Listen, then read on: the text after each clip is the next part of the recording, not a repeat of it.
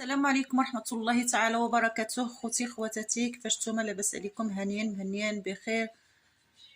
كنتمنى يلقاكم الفيديو ديالي في احسن صحة وفي احسن حال يا رب. المهم انا جيت نهضر لكم على المنتخب المغربي بإلا غادي يربح ان شاء الله، وعنده واحد النسبة كبيرة في الفوز ديالو.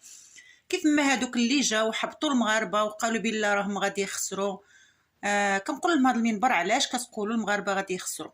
قال لك الواحد اما يقول لك كلمه الخير ولا يسكت. قال الرسول صلى الله عليه وسلم، قال لك تفاءلوا بالخير تجدوه. الانسان زرع فيه واحد التفاؤل، الامال كبير، ماشي تزرع فيه الاحباط وتحبطوا وتجي تحبطوا وتحطوا للارض. قل لهم غادي يربحوا ان شاء الله. واحد النسبه كبيره كاينه ديال الربح، ولا واحد النسبه كبيره كاينه ديال الفوت، لان حتى هما تبارك الله عليهم كيلعبوا مزيان كيعملوا كل الجهد ديالهم، يعني تبارك الله عليهم ما شاء الله.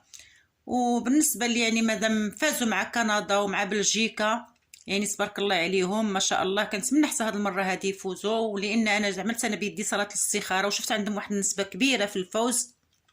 والله اعلم، انا كنقول الله اعلم، انا ماشي منجمه ولا شي حاجه، هذه غير صلاه الاستخاره درتها وشفت واحد النسبه عندهم كاينه ديال الربح ديالهم. يعني غادي يلعبوا مزيان ان شاء الله يا ربي، والواحد يزرع تفاؤل في المغاربه، لا اللي كيلعبوا ولا اللي كيتفرجوا. علاش كتقولوا لهم هذا الاحباط هذا؟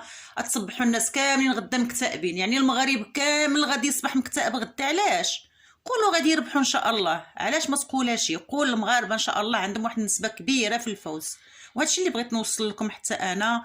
وانا بيدي مادام شفت بزاف اليوتيوبيين في التيك توك، بزاف ديال اللي كيهضروا كيقول لك المغاربه غادي يخسروا. علاش كتقولوا هذا الشيء هذا؟ قلتي المغاربه غادي يخسروا، قول غادي يربحوا من الاحسن.